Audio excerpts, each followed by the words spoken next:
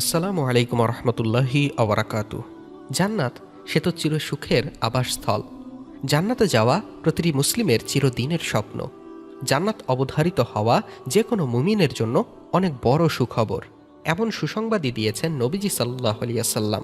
কিন্তু অবধারিত জান্নাতের জন্য কি কাজ করতে হবে তা জানিয়ে দেব এই এপিসোডে ইনশাআল্লাহ। জান্নাত যাদের ওপর অবধারিত এই বিষয়ে প্রিয় নবী সাল্লাল্লাহু আলাইহি ওয়াসাল্লাম কি বলেছেন? হ্যাঁ, এটি সত্য এবং এই ঘোষণা এসেছে স্বয়ং বিশ্বনবী সাল্লাল্লাহু আলাইহি ওয়াসাল্লাম থেকে। ইসলামের দিক নির্দেশনাও এমন। হাদিসে পাকে প্রিয় নবী সাল্লাল্লাহু আলাইহি ওয়াসাল্লাম বলেছেন, অজু শেষে কিছু জিকির ও সুন্দরভাবে 2 রাকাত নামাজ পড়ার মাধ্যমেই জান্নাত অবধারিত। যে আমলের বিনিময় জান্নাত অবধারিত সে সম্পর্কে হাদিসের একাধিক বর্ণনায় উঠে এসেছে। হযরত উকবা ইবনে আমির রাদিয়াল্লাহু তাআলা আনহু বর্ণনা করেন, উট দেখাশোনার দায়িত্ব ছিল আমার ওপর। আমার পালা আসলে আমি সেগুলোকে সন্ধ্যার সময় নিয়ে আসি। এসে দেখতে পাই আল্লাহর রাসূল সাল্লাল্লাহু আলাইহি ওয়াসাল্লাম দাঁড়িয়ে লোকদের সঙ্গে বলছেন। আমি উকবা তার এ কথাটুকু শুনতে পাই, কোনো মুসলিম যদি অজু করে এবং তা সুন্দরভাবে সম্পন্ন করে, তারপর দাঁড়িয়ে অন্তর ও চেহারা একনিষ্ঠ করে 2 রাকাত নামাজ আদায় করে, তার জন্য জান্নাত অবধারিত হয়ে যায়।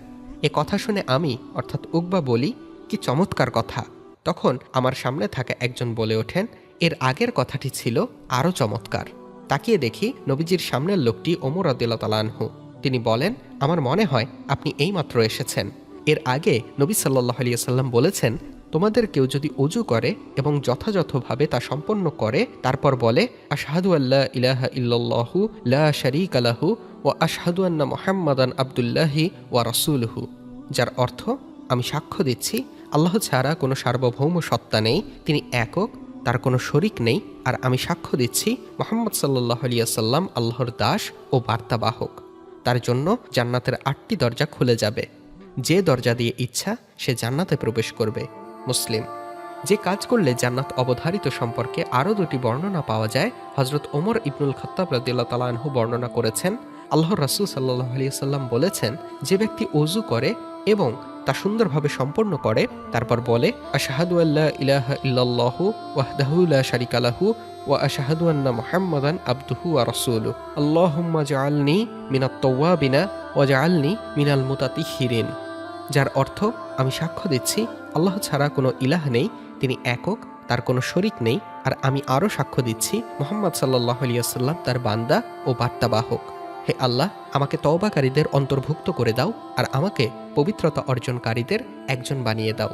এছাড়াও হযরত আবু সাঈদ খুদরী রাদিয়াল্লাহু তাআলা আনহু বর্ণনা করেছেন, যে ব্যক্তি অজু করে বলে, হে আল্লাহ, তুমি ত্রুটিমুক্ত, প্রশংসা শুধু তোমারই, আমি সাক্ষ্য দিচ্ছি তুমি ব্যতীত কোনো সার্বভৌম সত্তা নেই, আমি তোমার কাছে ক্ষমা চাই এবং তোমার কাছে ফিরে আসছি, তা একটি চামড়ার মধ্যে লিখে সিলগালা করে দেওয়া হয় এবং কিয়ামত পর্যন্ত তা খোলা হবে না। নাসাই। পবিত্রতা অর্জনের জন্য অজু শেষে জিকির অনেক গুরুত্বপূর্ণ ইবাদত।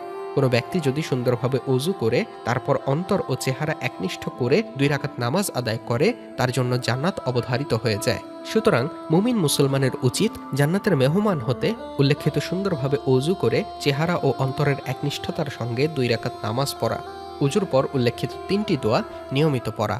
আল্লাহ তাআলা মুসলিম উম্মাহকে সুনিশ্চিত জান্নাতের অধিকারী হতে ছোট ছোট আমলগুলোর মাধ্যমে নিজেদের জান্নাতের উপযোগী করে গড়ে তোলার তৌফিক দান করুন। হাদিসের ওপর যথাযথ আমল করার তৌফিক দান করুন, আমিন। সেই সাথে ভিডিওটি শেয়ার করে সব জায়গায় পৌঁছে দিন ইসলামের এই বাণীকে। আর এখনও যদি আমাদের চ্যানেলটি সাবস্ক্রাইব না করে থাকেন, তবে এখনই সাবস্ক্রাইব করে বেল বাটনটি চেপে রাখুন। সকলের সুস্থতা কামনায় আজকের ভিডিও এই পর্যন্তই শেষ করছি। আল্লাহ হাফেজ।